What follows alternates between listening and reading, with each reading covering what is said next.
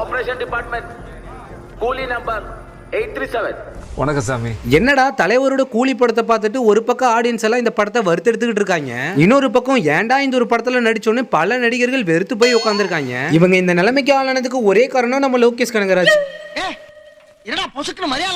அட ஆமாங்க, இவரை நம்பி ஏமாந்து போனதுதான் மிச்சம். லியோ படத்துல இவரே ஒரு பிளாஷ்பேக் வச்சுட்டு படம் எடுத்து முடிச்சதுக்கு அப்புறமா பிளாஷ்பேக் பொய்ன்னு சொல்றாரு. சரி, லியோ முடிஞ்சது கைதி 2 தான் எடுக்க போறதா சொன்னாரு. அதுல நான் எல்சியூவை கெத்தா காட்டுறேன்னு சொன்னாரு. ஆனா இப்ப கூலி படமும் ரிலீஸ் ஆயிடுச்சு. நான் அடுத்ததா ரஜினி கமலை வச்சு எடுக்க போறேன்னு வெறும் பேச்சு மட்டும் தான் பேசுறாரு, செயல்ல ஒண்ணுமே காட்ட மாட்டேங்கிறாரு. 3 வருஷமா பில்டப் தான் கொடுக்கறாரு, ஒன்னத்தையும் உடைக்க மாட்டேங்குது. இவரோட யூனிவர்ஸை நம்பி ஆடியன்ஸ் கெட்டு போனதுதான் மிச்சம். எங்க கிட்ட வேற யூனிவர்ஸா இல்ல, எங்க டைரக்டர் வெற்றிமாறன் இருக்காரு. ஹீரோ இன்ட்ரோடக்ஷனா? கூலி படத்துல கதையும் சரியில்லை, ஸ்கிரீன் பிளேவும் சரியில்லை. ஆனா லாஜிக் மிஸ்டேக்லாம் இந்த படத்துல டன் கணக்குல கிடக்கு. ஆனா லாஜிக் மிஸ்டேக்கையும் தாண்டி அங்கங்க இருக்கிற மிஸ்டேக்கை கொஞ்சம் கொஞ்சமா பொறுக்கி எடுத்துட்டு வந்திருக்கேன். ஆகையால் இந்த ஒரு படம் சுமாரா தான் இருக்கு அப்படின்னு நம்புறவங்க மட்டும் இந்த வீடியோ பாருங்க. எப்படி இருக்கீங்க அண்ணா? நல்லா இல்லனா என்ன பண்ண போற நீ? என்னப்பா தப்பா பேசிவிட்டேன்? நீ தப்பா தான் பேச. இப்போ மொத மிஸ்டேக்க பார்க்கலாம். படத்துல ஒரு 3 வயசு பசங்க நம்ம ரஜினி தனியா நடத்திக்கிட்டு இருக்க தேவா மென்ஷனுக்கு வருவாங்க. அவங்க 3 பேருக்கிட்டயுமே இந்த தேவா மென்ஷன்ல நீங்க தங்கணும்னா இதுக்கு சில விதிமுறைகள்லாம் இருக்கு அப்படின்னு சொல்லிட்டு ஒரு போர்டை ஒண்ணு காட்டுவாங்க. அந்த ஒரு போர்டுல 5வது லைனை நீங்க நல்லா படிச்சு பாத்தீங்கன்னா 2வது தளத்திற்கு செல்ல யாருக்கும் அனுமதி இல்லை அப்படின்னு போட்டிருக்கோம். ஆனா நம்ம சூப்பர் ஸ்டார் காட்டின அந்த இன்ட்ரோ சாங்ல அவங்க சொன்ன அதே செகண்ட் ஃப்ளோர்ல ஏகப்பட்ட பேர் நின்னு டான்ஸ் ஆடுற மாதிரி காட்டுவாங்க.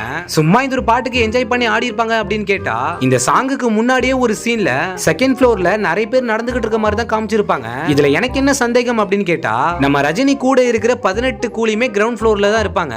அவங்க ரூம் எல்லாம் கீழே வச்சுட்டு அப்புறம் எதுக்கு செகண்ட் ஃப்ளோருக்கு போக கூடாது? சரி, இத காச்சும் விட்டுடுங்க. உபேந்திராவோட ரூமுக்கு அந்த வார்டன் 3 பசங்களை கூட்டிட்டு போகும்போது அந்த 3 பசங்க கிட்டயுமே இந்த ரூமுக்கு வந்தீங்கன்னா சத்தம் போடாம வாங்கன்னு சொல்லுவாரு.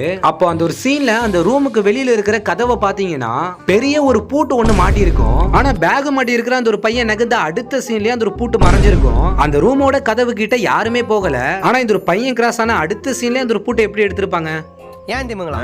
எப்படி? அதான் முதல்ல நானும் யோசிக்கிறேன். இப்ப அடுத்த மிஸ்டேக் உள்ள போயிடலாம். நம்ம சூப்பர் ஸ்டாரோட தேவா பாட்டுல எல்லாருமே ஒரு பெரிய அண்டாக்குள்ள சரக்க ஊத்திக்கிட்டு இருப்பாங்க. அப்படி எல்லாருமே அவங்க கையில வச்சிருந்த சரக்க மொத்தமா ஊத்தி இருப்பாங்க.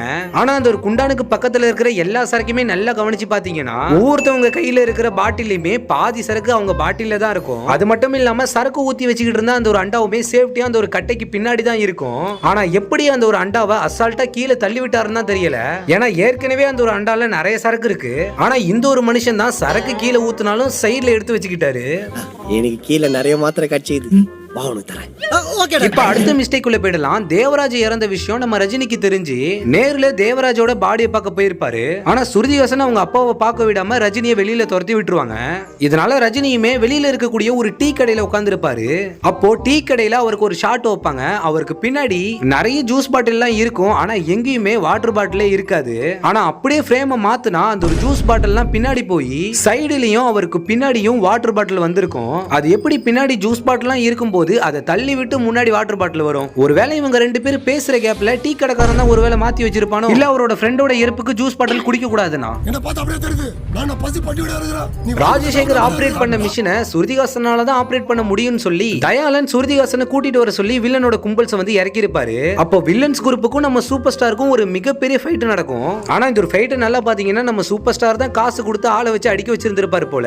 ஏன்னா அவர் அடிக்கிற ஒரு அடி கூட அவங்க ஒருத்தவங்க மேலேயும் விழாது. சும்மா கையை மட்டும் தாங்க ரஜினி அசைப்பாரு, அவங்களே ஆட்டோமேட்டிக்கா போய் விழுந்துருவாங்க. அதுலயும் ஒரு சைனா பீஸ்காரனுக்கு சுத்தமா அடி விடாது. ஆனா அவன் பர்ஃபார்மன்ஸ் மட்டும் பாருங்களேன்.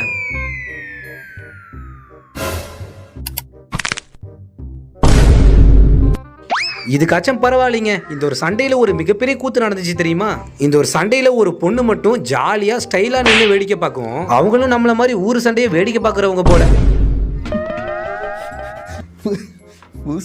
இதே மாதிரி தான் 8 வருஷமா அண்டர் கிரவுண்ட்ல வேலை செஞ்சுட்டு இருக்க நம்ம தயாளனை கண்டுபிடிச்சி நாகார்ஜுனா ஒரு சீன்ல சுத்தியில வச்சே இருக்கிடுவாரு. ஆனா அப்ப கூட தயாளன் மேல அடிபட்டுரும் அப்படிங்கிற பயத்துல காத்துலயே சுத்தியில சுத்துவாரு. அதுக்குன்னு சுத்தி இருக்கிற எல்லாருக்கும் தெரியற மாதிரி இவ்வளவு கேப்லயா சுத்துவாரு? சரி, இதுக்காச்சும் பரவாயில்ல. நாகார்ஜுனா சௌபினை சுத்தியில வச்சு நங்குன்னு அடிச்சுக்கிட்டு இருப்பாரு. அதுவும் முகத்துல மட்டும்தான் அடிச்சுக்கிட்டு இருப்பாரு. அவர் அடிக்கிற அடியை பார்த்தா சௌபினோட மூஞ்சே அடையாளம் தெரியாத மாதிரி ஆயிடும் நினைச்சேன். ஆனா ஐஸ் பெட்டியில வச்சு காட்டும் போது ஏதோ மண்டையில கீரல் விழுந்த மாதிரி காமிச்சாங்க. ஆனா சூப்பர் சூப்பர் ஸ்டாரை புதைச்சிட்டு வர சொல்லும் போது அவ்வளவு ஃப்ரெஷ்ஷா மீன் மார்க்கெட்ல மீனை வாங்குற மாதிரி எந்த ஒரு கீரலும் அடியும் இல்லாம முகமே ஃப்ரெஷ்ஷா இருக்கும். இப்படி அடிச்சு போட்டா எப்படி அவர் சாவாரு? ஓ குரலி வித்தையா? அதே சௌபின் தான் ஒரு சீன்ல நம்ம நாகார்ஜுனாவை காப்பாத்த வருவாரு. அந்த ஒரு சீனை நல்லா கவனிச்சு பாத்தீங்கன்னா அந்த ஒரு ஃபைட்ல நாகார்ஜுனாவுக்கும் பயங்கரமா அடிபட்டு இருக்கும். நம்ம சௌபினோட முதுகிலுமே ஒரு மிகப்பெரிய கீரலை போட்டிருப்பாங்க.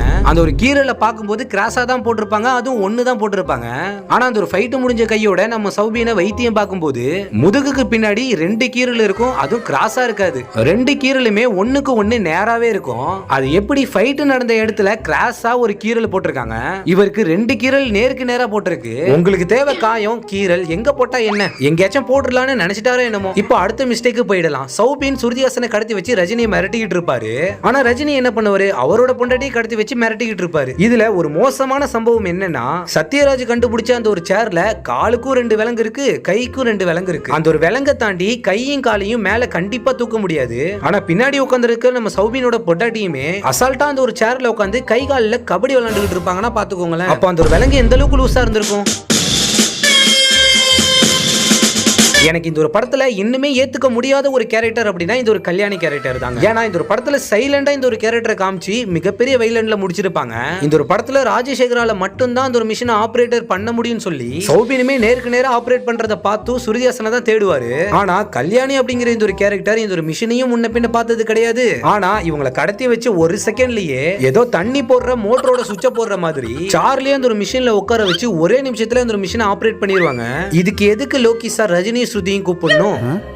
அவர் இந்த உலகத்துக்கு ஏதோ ஒரு முக்கிய செய்தி சொல்ல வராரு. இந்த படத்தை உண்மையாவே நம்ம லோகேஷ் தான் எடுத்தாரான்னு தெரியல. வில்லன் கிட்ட இருந்து தப்பிச்சு எப்படியாச்சும் வீட்டுக்கு போவாங்கன்னு பேரு. ஆனா சிட்டியை விட்டு நகராம அங்கே ஒரு ஹோட்டல்ல ஸ்ருதிஹாசனை சாப்பிட வச்சிருப்பாங்க. எனக்கு ஸ்ருதிஹாசன் சாப்பிடுறதுலாம் பெரிய விஷயம் இல்ல, இவர் ஏன் இந்த ஒரு கடையில சாப்பிட்டுட்டு இருக்காருன்னு எனக்கு சுத்தமா புரியல. ஏற்கனவே வில்லங்காரன் எப்ப வருவான்னு தெரியாது, இதுல காரை ஒரு ஓரமா நிப்பாட்டி கையேந்தி பவன்ல சாப்பிட்டா எந்த வில்லனுக்கு தான் தெரியாது. அதனாலதான் வில்லன் ஒரு 3 மணி நேரத்துல கண்டுபிடிச்சிட்டாப்ல. எல்லாம் நம்ம ஆளுங்க தான், ஒளிஞ்சிருக்க லட்சணம் அந்த மாதிரி. நான் அண்டர்டேக்கர் மாதிரிடா, எத்தனை தடவை செத்தாலும் ஏஞ்சி வந்துடுவேங்கிற மாதிரி நம்ம சௌபினை ரஜினி ஒரு சீன்ல புதைக்க போவாரா, நம்ம ரஜினியுமே சௌபின் இறந்துட்டாருன்னு நினைச்சு மொத்தமா புதைச்சிருவாரு. அவர் புதைச்ச இடத்த நல்லா பாத்தீங்கன்னா மண்ணெல்லாம் மேல போட்டு நல்லா முட்டெல்லாம் தான் புதைச்சிருப்பாரு. ஆனா ரஜினி காப்பாத்தி ஏந்திரிக்கும் போது எல்லா மண்ணுமே உள்வாங்கி இருக்கும். அப்போ சைடுல இருக்கிற மம்டியோட ஆங்கிளையும் பாத்துக்கோங்க. ஆனா அடுத்த செகண்டே சௌபினை சுத்தி கரெக்டா புதைச்ச மாதிரி மண்ணு இருக்கும். அவருக்கு பின்னாடி இருக்கிற மம்டியோட ஆங்கிலுமே மாறி போய் இருக்கும். குழிய மட்டும் பெருசா நோண்டி புட்டு திரும்பவும் மண்ணை போட்டு அரைகுறையா ஏஞ்சி உட்காந்துருக்க மாதிரி இருக்கு. இப்ப அடுத்த சீனுக்குள்ள போய்க்கலாம். நம்ம சூப்பர் ஸ்டாரோட கூலி நம்பரை யார் சொல்றாங்களோ அவங்க தான் பொண்ணு அப்படின்னு சொல்லும் போது முதுகுலே ஒரு குத்து குத்திடுவாங்க. நீ என்னதான் என்ன கோடால வச்சு குத்துனாலும் அந்த அடையாளங்கள் எதுவுமே என் முதுகுக்கு பின்னாடி இருக்காதுன்னு சொல்லி இவர் முதுகுல குத்து வாங்கி அடுத்த சீன்லயே அவரோட சவுப்பு சட்டைக்கு பின்னாடி எந்த ஒரு கீரலும் இருக்காது, முதுகுல கோடால இறங்கினதுக்கான அடையாளம் சுத்தமா இருக்காது. இதுல வேற இந்த ஒரு சட்டையை படத்தோட கிளைமேக்ஸ் வரைக்கும் நம்ம சூப்பர் ஸ்டார் போட்டிருப்பாரு. சோ படத்தோட கிளைமேக்ஸ் வரைக்குமே முதுகுல கோடால இறங்கினது ஒரு இல்லூஷன் தான். இப்போ அடுத்த சீனை எடுத்துக்கிட்டீங்கன்னா நம்ம சுருதிஹாசனை நம்ம சௌபின் வந்து கடத்தி வச்சிருப்பாருல, அப்போ சுருதிஹாசனோட தங்கச்சி 2 பேரையுமே சௌபின் கிட்ட இருந்து காப்பாத்தி தேவா மென்ஷன்ல அவங்க ரூம்ல வந்து வச்சிருப்பாரு. அப்போ அந்த ரூமோட கதவுக்கு பின்னாடி பாத்தீங்கன்னா மரம் இருக்கிற மாதிரி ஒரு ஃப்ரேம் இருக்கும். இந்த ஒரு போட்டோவை படத்துல நல்லா பாத்துக்கோங்க. அதே இந்த ஒரு சீன் முடிஞ்சு நம்ம ரஜினி இவங்க 2 பேரையும் பார்க்க வரும்போது ரஜினிக்கு பின்னாடி பாத்தீங்கன்னா அந்த ஒரு ஃப்ரேம் வந்து டோட்டலா மாறி இருக்கும். இவ்வளவு பெரிய கலவரத்திலுமே எப்படிதான் ரூம்ல போட்டோவை மாத்துறாங்கன்னே தெரியல. சரி இத காச்சம் விட்டுடுங்க. சுருதிஹாசன் எவ்வளவு பெரிய ஞாபகம் மறதினா நம்ம சூப்பர் ஸ்டார் வீடியோ கால்ல சௌபின் முன்னாடி தான் சுருதிஹாசனை பார்த்து சொன்னாரு, கல்யாணி வந்து ஒரு மிகப்பெரிய வில்லச்சி, சௌபினோட பொண்டாட்டி அப்படின்னு எல்லாமே சொல்லியிருப்பாரு. ஆனா அடுத்த சீன்லயே இது எல்லாத்தையுமே மறந்து கல்யாணி கூப்பிட்டதுமே என்ன ஏது எதுவுமே கேட்காம போயிருப்பாங்க.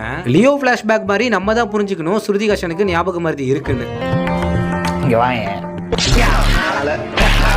இந்த ஒரு படத்துல நம்ம எதிர்பாராத ஒரு காமெடி என்ன அப்படின்னா, சூப்பர் ஸ்டார் எப்படியோ கஷ்டப்பட்டு கூலியா உள்ள போய் பங்கம் பண்ணிருப்பாரு. அதுலயும் நான் இன்ஃபர்மேஷனை கலெக்ட் பண்றேன் அப்படின்னு சொல்லி யாருக்கும் தெரியாம வீடியோ எடுக்கிறதா ஒரு காரியத்தை பண்ணிருப்பாரு. இந்த ஒரு கூத்த போய் நம்ம எங்க போய் சொல்றது? எஸ்பி சார், உங்க செல்லுல கேமரா ஆனா இருக்கு, ஆஃப் பண்ணீங்க சார். ஆக மொத்தத்துல இந்த ஒரு படம் லோகேஷ் கனகராஜோட படமா அப்படிங்கிறது எனக்கு ஒரு டவுட் தான். இருந்தாலும் நம்ம லோகேஷை இப்படி பேசக்கூடாது அப்படிங்கிற ஒரு எண்ணம் இருந்துச்சு.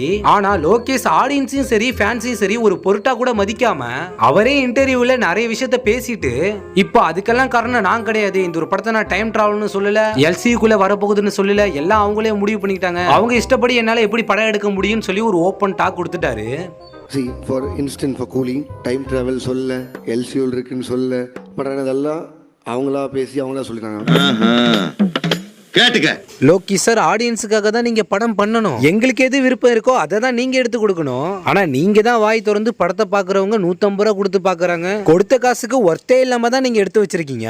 இதுல வர எல்லா இன்டர்வியூலயும் முட்டு கொடுக்கறத முதல்ல நிப்பாட்டுங்க. அடுத்த படம் உங்களுக்கு கம்பேக்கா இருக்குமா அப்படிங்கறத வெயிட் பண்ணி பார்க்கலாம்.